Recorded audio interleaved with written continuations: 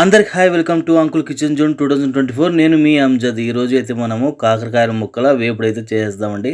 చాలా సింపుల్గా, చాలా ఈజీగా, చాలా టేస్టీగా చేసేయచ్చు ఇంట్లో ఉన్న మసాలాలతోనే. కాకరకాయ తినని వాళ్ళు కూడా దీన్ని చూసారంటే రుచి ఇంకోసారి ఖచ్చితంగా తినాలంటారు. అలా చేసి చూపిస్తాను మీకు. చాలా సింపుల్ రెసిపీ అండి, తప్పకుండా ట్రై చేయండి. ఇంకెందుకు ఆలస్యం, వచ్చేయండి మన రెసిపీలోకి. నేను కాకరకాయ అయితే ఒక హాఫ్ కేజీ తీసుకున్నానండి. ఈ సైజు ఉన్న కాకరకాయలను తీసుకున్నాను. ఎందుకంటే పెద్దవైతే మనకు లోపల పండిపోయినట్టుగా ఉంటాయి కదా, ఇవైతే మనకు పచ్చిగా ఉంటాయి. చూసారు కదా, ఈ విధంగా పైన ఉన్న పొట్టును మనం ఈ చాపడతో బాగా పొట్టు తీసేయాలి. చేదనేది మనం ఈ పొట్టు తీసేటప్పుడే ఒక 50% అనేది వెళ్ళిపోతుందండి. చాలామంది కాకరకాయ అంటే ముఖం అట్లా చిట్లించుకుంటారు కదా, ఎక్కడ తినాలి చేదుగా ఉంటుందనేసి. ఒకసారి నేను చేసే విధంగా చేసి చూడండి, చాలా టేస్టీగా ఉంటుంది. మీకు చేదనే మాటే ఉండదు. జస్ట్ ఒక 100లో 10% మీకు చేదని కనిపిస్తుంది.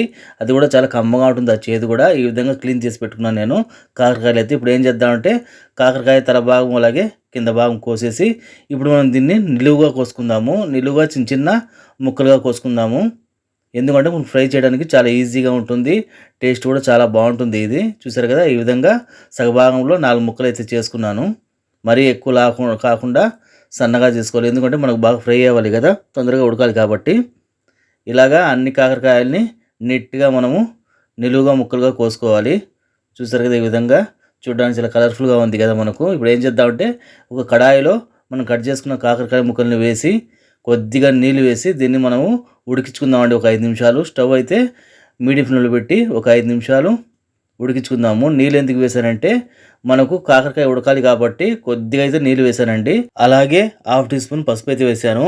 పసుపు మనకు బాగా ముక్కలకు పట్టేలాగా కలుపుకోవాలి. నీళ్ళు కూడా నేను కొంచెం వేసాను. చూసారు కదా, మనకు ఎక్కువ అయితే నీళ్ళు లేవు. ఎందుకంటే కాకరకాయ ఉడికేటప్పుడే కాకరకాయ నుంచి మనకు నీళ్ళు అనేది ఎక్కువగా వస్తాయి. ఇప్పుడు ఒక 5 నిమిషాలు మూత పెట్టేద్దాము. నేనైతే సిమ్ నుంచి కొంచెం హైలో పెట్టాను, లోలో నుంచి కొంచెం తక్కువ పెట్టండి స్టవ్ అయితే. చూసారు కదా, ఇప్పుడు ఒక హాఫ్ టీ స్పూన్ ఉప్పు అయితే వేసాను. ఈ స్టేజ్లో మనకు ఉప్పు వేయడం వల్ల మనకు చేదు అనేది కూడా కొంచెం తగ్గుతుంది. అలాగే ముక్కలు కూడా ఉప్పు బాగా పడుతుంది. అలాగే మనము ఒక 5 నిమిషాలు స్టవ్ను ఇప్పుడు మీడియం ఫ్లేమ్లో పెట్టుకొని మనం ఉడకనివ్వాలండి. చూసారు కదా, మన దీంట్లో ఉండే నీళ్ళన్నీ బాగా ఇంకిపోవాలి. చూసారు కదా, బాగా డ్రైగా అయిపోయింది. మనం నీళ్ళు అయితే వేస్ట్ చేయకూడదండి. మనం నీళ్ళు ఉడికించాము కదా, ఆ నీళ్ళల్లో చేదు కూడా చాలా వరకు వెళ్ళిపోతుంది. చేదు అనేది ఉండదు మనకు. ఈ విధంగా ఇప్పుడు ఏం చేయాలంటే మనం నీళ్ళు బాగా ఇంకిపోయాయి కదా, ఇప్పుడు దీన్ని చల్లారబడడానికి ఒక ప్లేట్లో వేసి పక్కన పెట్టేద్దాము. ఫ్యాన్ కింద ఒక 5 నిమిషాలు పెట్టేద్దాము. ఇప్పుడు ఏం చేద్దామంటే స్టవ్ మీద ఒక ప్యాన్ పెట్టుకుని ఆ ప్యాన్లో ఒక 2 చెంచాల నూనె అయితే వేసుకుందామండి. నూనె వేడెక్కిన తర్వాత ఒక హాఫ్ టీ స్పూను ఉద్దిపప్పు ఆవాలు వేసుకోవాలి. అది చిట్టపట్లాడిన తర్వాత ఒక హాఫ్ టీ స్పూను జీలకర్ర అయితే వేసుకుందామండి. జీలకర్ర మనకు కాకరకాయ వేపుడులో చాలా బాగుంటుంది. టేస్ట్ అయితే తినడానికి కూడా చాలా మనకు మంచి సువాసనతో టేస్టీగా ఉంటుంది. అలాగే 4 తెల్లగడ్డలు అయితే కచ్చా పచ్చగా దంచుకున్నాను. ఈ విధంగా దొగడ దంచుకోవాలి. దీన్ని కూడా ఒక 2 సెకండ్లు అలా ఫ్రై చేసుకుని కొద్దిగా కరివేపాకు వేయాలండి. కరివేపాకు కూడా మనకు కాకరకాయ వేపుడులో మంచి టేస్ట్ అయితే వస్తుంది. చూసారు కదా, ఒక 2 సెకండ్లు అలాగా కలుపుకున్న తర్వాత మనం రెడీ చేసి పెట్టుకున్న కాకరకాయలు ఉన్నాయి కదా, ఆ కాకరకాయలని మనము ప్యాన్లో వేసేద్దాము.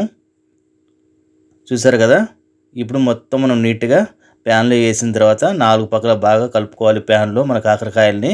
ఎందుకంటే మనం వేసిన కరివేపాకు అలాగే తెల్లగడ్డలు ఉద్దిపప్పు ఆవాలు జీలకర్ర అనేది ప్రతి ఒక్క ముక్కకు పట్టేలాగా, అలాగే నూనె కూడా పట్టేలాగా మనం కలుపుకోవాలి. ఎందుకంటే మనం వేపుడు అన్నాం కదా. ఇప్పుడు కొద్దిగా ఉప్పు అయితే వేసుకున్నానండి. ఉప్పు మనం ఆల్రెడీ ముందుగానే వేసాము, చూసి వేసుకోవాలి. నాకు తక్కువ అనిపించింది కాబట్టి కొద్దిగా ఉప్పు అయితే వేసాను. స్టవ్ అయితే నేను మీడియంలో పెట్టానండి. కాకరకాయ ముక్కల్ని మనం ప్యాన్లో బాగా కలుపుతూ ఉండాలి. ఇప్పుడు ఒక స్పూన్ కారం అయితే వేస్తున్నాను. కారం అంతా మనకు ముక్కలకు బాగా పట్టేలాగా కలుపుకోవాలి. కారం అయితే నేను ఒక స్పూన్ వేసుకున్నానండి. కొంచెం స్పైసీగా తినేవాళ్ళైతే ఇంకొక హాఫ్ స్పూన్ వేసుకోవచ్చు. చూసారు కదా, మనకు ప్రతి ఒక్క ముక్కకు పట్టేలాగా బాగా కలుపుకోవాలి.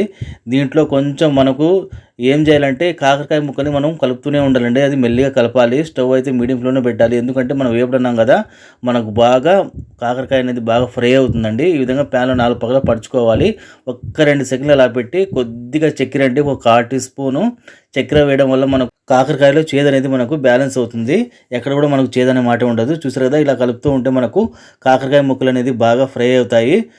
టేస్ట్ కూడా చాలా బాగుంటుందండి. మనమైతే ఇది సిమ్లో చేయకూడదు. సిమ్లో చేయడం వల్ల మెత్తపడిపోతాయి.